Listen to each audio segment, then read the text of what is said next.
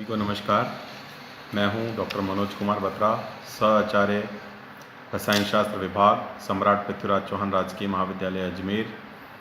आज का जो टॉपिक है जिसमें हम बात करेंगे वह है हाइड्रोजन बंध का, अंतराणुक हाइड्रोजन बंध का यौगिकों के गुणों पर प्रभाव, effect of intermolecular hydrogen bonding on the properties of the compounds. हमने इससे पहले के लेक्चर में जो है हाइड्रोजन बंध के संबंध में बात की, हाइड्रोजन बंध के क्या गुणधर्म होते हैं उसके संबंध में बात की, और साथ ही हमने ये बात की कि हाइड्रोजन बंध जो है वो कितने प्रकार का होता है। तो हमने जो हमारा कल का लेक्चर था उसमें बात की थी कि हाइड्रोजन बंध जो है वो मुख्य रूप से दो प्रकार का होता है। एक है अंतराणुक हाइड्रोजन बंध यानी इंटरमॉलिक्यूलर हाइड्रोजन बॉन्ड, और दूसरा है इंट्रामॉलिक्यूलर हाइड्रोजन बॉन्ड या अंतःअणुक हाइड्रोजन बॉन्ड। तो यहाँ आज हम इंटरमॉलिक्यूलर हाइड्रोजन बॉन्डिंग के कारण जो डिफरेंट कंपाउंड्स हैं उसमें कौन कौन सी प्रॉपर्टीज़ इफेक्ट होती हैं उनके संबंध में सबसे पहले बात करेंगे। तो सबसे पहला जो हमारा पॉइंट है, नंबर 1 जो है वो है H2O एवं H2S की भौतिक अवस्था, physical state of H2O and H2S, यानी कि जल व H2S की जो भौतिक अवस्था है उसके अंदर जो विरोधाभास है उसका कारण क्या है। तो सामान्य ताप पर H2O जो है हम सभी जानते हैं कि एक द्रव है, जबकि H2S जो है वो एक गैस है। इसका कारण क्या है कि H2O में उपस्थित अंतराणुक हाइड्रोजन बंध है। तो H2O में जो है वो इंटरमॉलिक्यूलर हाइड्रोजन बॉन्ड जो है वो प्रेजेंट होते हैं। चूँकि ऑक्सीजन की विद्युत ऋणात्मकता सल्फर से अधिक है, अतः H2O में प्रबल अंतराणुक हाइड्रोजन बंध जो है वो पाया जाता है। फलस्वरूप H2O के अणुओं का संगुणन, जिसको हम कहते हैं एसोसिएशन, हो जाता है। इस कारण H2O के अणु एक दूसरे के नज़दीक आ जाएंगे और एक प्रकार से बहुलीकृत होकर क्लस्टर के रूप में रहेंगे, जैसे H2O की पावर होल n जिसको हम उसमें दिखा सकते हैं। अतः सामान्य परिस्थितियों में जल जो है वो द्रव के रूप में रहता है, जबकि दूसरी ओर H2O में हाइड्रोजन बंध जो है वो अत्यंत दुर्बल होने के कारण इसके जो अणु हैं वो एक दूसरे से दूर दूर रहते हैं, स्कैटर्ड रहते हैं। इसलिए सामान्य परिस्थितियों में जो है H2S एक गैस है। तो इस तरह से H2O जो है वो द्रव अवस्था में रहता है, जो हमारे आसपास हमारे चारों तरफ है, जो हमारे जीवन का आधार है, और H2S जो है वो गैस है। उसका मूल कारण जो है वो हाइड्रोजन बंध का जो है वो उपस्थित होना है। अब अपन दूसरे गुण की बात करेंगे। बर्फ का घनत्व पानी से कम होता है। The density of ice is less than water. बर्फ के क्रिस्टल बनते समय अणुओं में परस्पर हाइड्रोजन बंध इस प्रकार से व्यवस्थित हो जाते हैं कि प्रत्येक ऑक्सीजन परमाणु जो है वो 4 हाइड्रोजन परमाणु से घिर जाता है। 2 तो सहसंयोजक बंध से जुड़ा हुआ रहता है और शेष 2 से हाइड्रोजन बंध द्वारा जुड़ा रहता है। मतलब ऑक्सीजन परमाणु जो है उसकी तरफ जो चारों हाइड्रोजन, उसके चारों ओर जो 4 हाइड्रोजन परमाणु हैं उसमें से 2 तो उससे सहसंयोजक बंध से जुड़े रहते हैं और 2 जो है उससे हाइड्रोजन बॉन्ड से जुड़े हुए रहते हैं। इस प्रकार H2O का प्रत्येक अणु चतुष्फलकीय रूप में H2O के 4 अन्य अणु द्वारा घिर जाता है। फलस्वरूप क्या होता है, एक खुली पिंजरे जैसी संरचना बन जाती है। देखिए H2O जो है उसके अंदर जो आइस की हम बात कर रहे हैं उसमें ऑक्सीजन के चारों स्थित जो है 4 हाइड्रोजन एटम हैं, और जो चारों इस प्रकार से एक टेट्राहेड्रल स्ट्रक्चर में अरेंज रहते हैं कि एक ओपन केज लाइक स्ट्रक्चर बन जाता है ना। चूँकि ये संरचना में बहुत अधिक खुला रिक्त स्थान रहता है, इसलिए बर्फ़ का जो घनत्व है वो जल की तुलना में काफ़ी कम हो जाता है। इसीलिए हम देखते हैं कि बर्फ़ जो है वो पानी के ऊपर जो है वो तैरती है, और आप देखेंगे कि घनत्व कम होता है तो इसलिए उसका आयतन जो है, बर्फ़ का आयतन जो है वो पानी से जो द्रव अवस्था है उससे अधिक हो जाता है। तो इसलिए हम देख सकते हैं कि जब भी हम बर्फ़ को जमाते हैं तो बर्फ़ के जमाने पर जो है वो बर्फ़ जो है वो फैल जाती है, उसका आयतन जो है वो बढ़ जाता है। तो ये देखिए, ये क्या है, बर्फ़ की जो है चतुष्फलकीय क्रिस्टल संरचना है, जिसमें हम मध्य में देख सकते हैं एक ऑक्सीजन एटम है, उसके चारों तरफ स्थित 4 हाइड्रोजन हैं, जिसमें से 2 उसके साथ सहसंयोजक बंध से जुड़े हुए हैं और 2 हाइड्रोजन बंध से जुड़े हुए हैं। और इस प्रकार की व्यवस्था जो है वो पूरे 3 डायमेंशन में होती है। तो इस तरह से एक ओपन पेज जो केज लाइक स्ट्रक्चर जो है वो बर्फ़ के अंदर बन जाती है और जो बर्फ़ का घनत्व है वो पानी से कम हो जाता है। इसके बाद अगला है जल 0 से 4 डिग्री तक गर्म करने पर सिकुड़ता है। There is a contraction in water when it is warm from 0 degree to 4 degree centigrade. 0 degree centigrade के जल में हाइड्रोजन बंध के कारण दो अणुओं के मध्य एक निश्चित दूरी स्थापित रहती है। जब इसे गर्म किया जाता है तो हाइड्रोजन बंध के टूट जाने के कारण जल के अणु परस्पर एक दूसरे के पास आ जाते हैं। तो जैसा हमने बात की, बर्फ़ के अंदर क्या है, हाइड्रोजन बॉन्डिंग है और वो जिसके कारण एक ओपन केज लाइक स्ट्रक्चर बना हुआ है।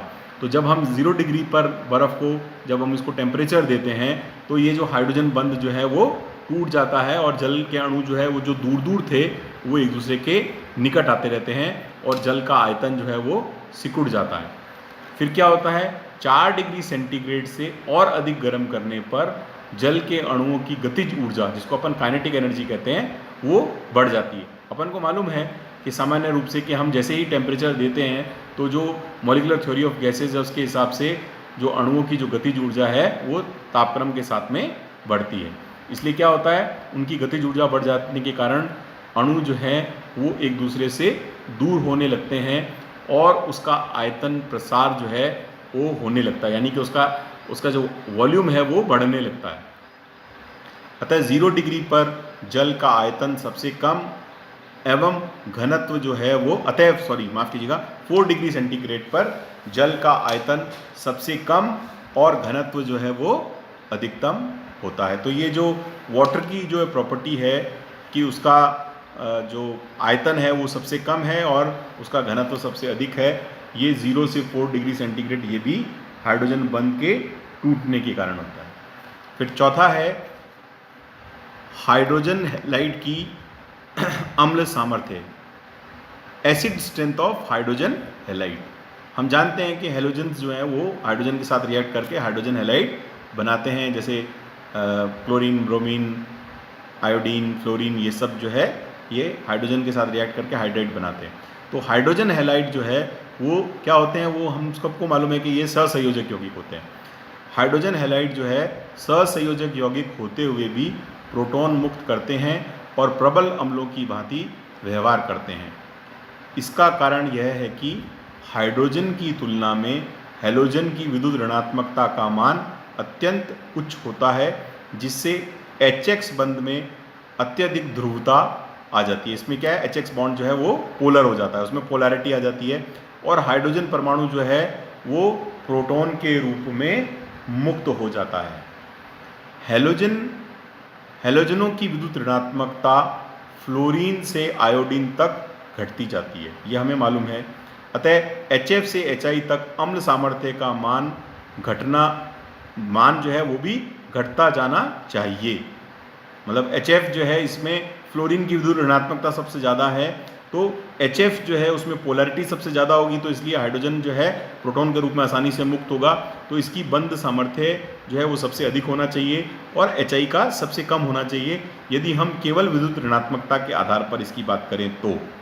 लेकिन हाइड्रोजन बंध की प्रबलता इसी क्रम में घटती है, तो हाइड्रोजन बंध जो है वो सबसे ज़्यादा HF के अंदर होता है और सबसे कम HI में होता है। अतः उनके अम्ल सामर्थ्य निम्न क्रम में बढ़ता जाता है। तो सबसे ज़्यादा जो अम्ल सामर्थ्य जो है वो HI का होता है, फिर HBr का होता है, फिर HCl का होता है और उसके बाद HF का होता है। इसकी जो pKa वैल्यू है उससे भी हम इसको बता सकते हैं। pKa वैल्यू जो है -10, -9, -7 और 3.2, यानी जिसके pKa वैल्यू की मान जितना ज़्यादा है उसके लिए अम्ल सामर्थ्य उसका उतना ही कम होता है। तो उपयुक्त क्रम में HF से pKa का मान अपेक्षा से बहुत अधिक है, अर्थात ये अपेक्षा से बहुत दुर्बल अम्ल है, क्योंकि प्रबल हाइड्रोजन बंध के कारण यह प्रोटॉन को आसानी से मुक्त नहीं कर पाते। HCl में भी प्रबल हाइड्रोजन बंध है, अतः यह HBr की तुलना में काफ़ी दुर्बल होता है। लेकिन HBr व HI में बंध की संभावना, हाइड्रोजन बंध की संभावना ही नहीं होती है, लेकिन HI की बंध लंबाई और बंध सामर्थ्य के कम होने के कारण HBr से थोड़ा अधिक प्रबल होता है।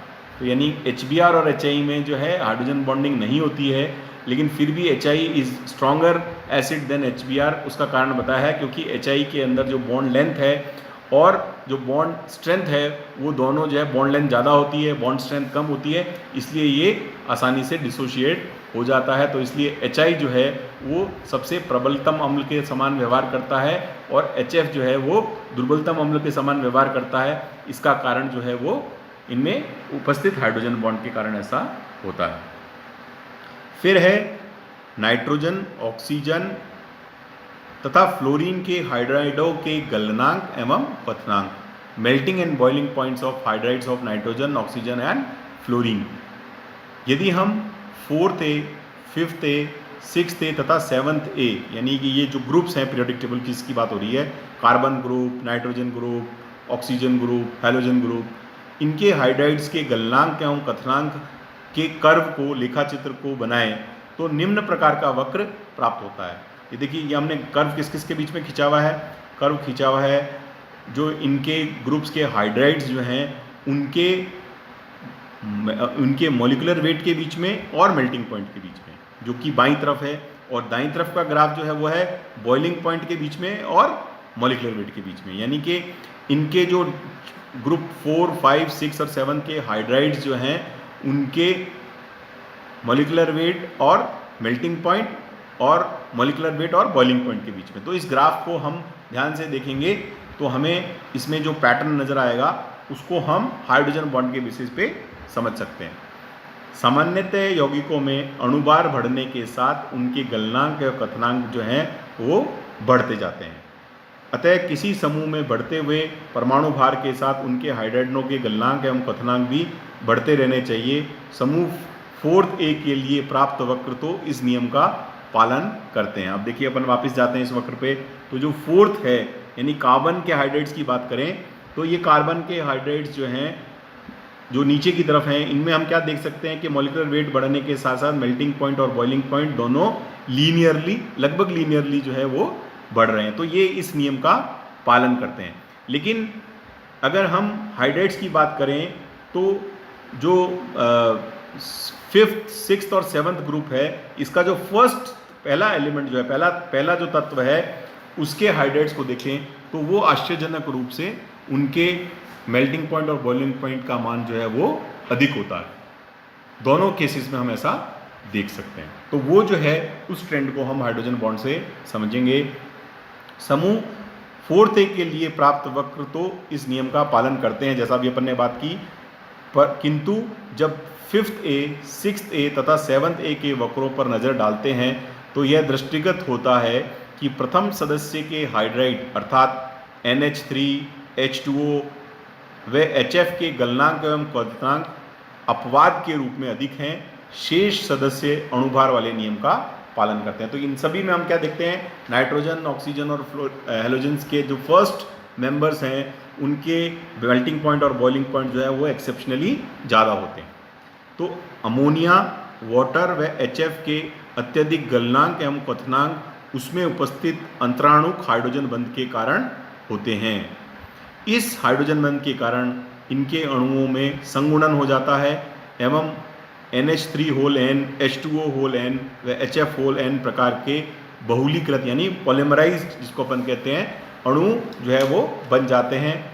अतः इनके गलन एवं क्वथन में हमें पहले इतनी ऊर्जा देनी पड़ेगी जो इनके उपस्थित हाइड्रोजन बंध को तोड़कर अणुओं के संगुणन को समाप्त करें, और फिर गलन एवं कथन के लिए जो आवश्यक ऊर्जा है वह देनी पड़ती है। तो इसका ऊर्जा का मान ज़्यादा इसलिए है कि पहले तो हमें वो एनर्जी देनी पड़ती है जो इनके बीच में जो हाइड्रोजन बॉन्ड है उसको ब्रेक करे, और फिर एक्चुअली जब उनका बॉइलिंग के लिए और इनके मेल्टिंग के लिए जो एनर्जी है वो हमें देनी पड़ती है। तो इसलिए इनके गलनांक और कथनांक का मान जो है अपवाद स्वरूप अत्यधिक होता है।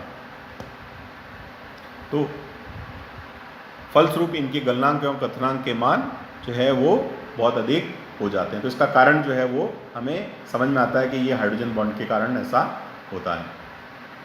फिर है एसिटिक अम्ल का अणुभार, molecular weight of acetic acid. Acetic acid जो है उसका जब हम अणुभार देखते हैं तो एसिटिक अम्ल का अणुभार जो है इसके अणुसूत्र CH3COH के अनुसार 60 होना चाहिए, लेकिन प्रयोगों द्वारा जब हम ये ज्ञात करते हैं तो इसका अणुभार जो है वो 120 आता है। इसका कारण यह है कि अंतराणुक हाइड्रोजन बंध के कारण इसके दो अणु मिलकर एक डायमर या द्विलक जो है संरचना बना देते हैं, फलस्वरूप इसका अणुभार जो है वो दुगना हो जाता है। तो ये एक जो बड़ी एक्सेप्शनल केस है कि एसिटिक एसिड का जो मॉलिक्यूलर वेट जब हम एक्सपेरिमेंटली निकालते हैं तो इसके थ्योरेटिकल वेट का ये जस्ट डबल आता है। तो इसका कारण जब हमने जानने की कोशिश की तो ये पता लगा कि एसिटिक अम्ल जो है इसका जो एक अणु है वो क्या होता है, उसका वो डायमर के फॉर्म में रहता है, यानी कि उसमें अंतराणुक हाइड्रोजन बंध के कारण उसमें इंटरमॉलिक्यूलर हाइड्रोजन बॉन्डिंग के कारण दो एसिटिक एसिड मॉलिक्यूल्स के बीच में हाइड्रोजन बॉन्डिंग के कारण जो है वो डायमर के फॉर्म में रहता है, द्विलक के रूप में रहता है। इसलिए इसका जो मॉलिक्यूलर वेट है वो जो नॉर्मल मॉलिक्यूलर वेट 60 होना चाहिए उसके स्थान पर ये 120 या 120 होता है। तो इस तरह से आज हमने अंतराणुक हाइड्रोजन बंध के यौगिकों के गुणों पर प्रभाव के कुछ जो है बातों को आज अध्ययन किया। इसके बाद में जो कुछ और गुण रह गए हैं उनको हम कल बात करेंगे, और इसी तरह से फिर इंट्रामॉलिक्यूलर हाइड्रोजन बॉन्डिंग वाले युक्त यौगिकों में भी उनके जो गुण हैं वो किस प्रकार से प्रभावित होती हैं उनके बारे में अपन अगले लेक्चर में चर्चा करेंगे। आप सभी का बहुत बहुत धन्यवाद।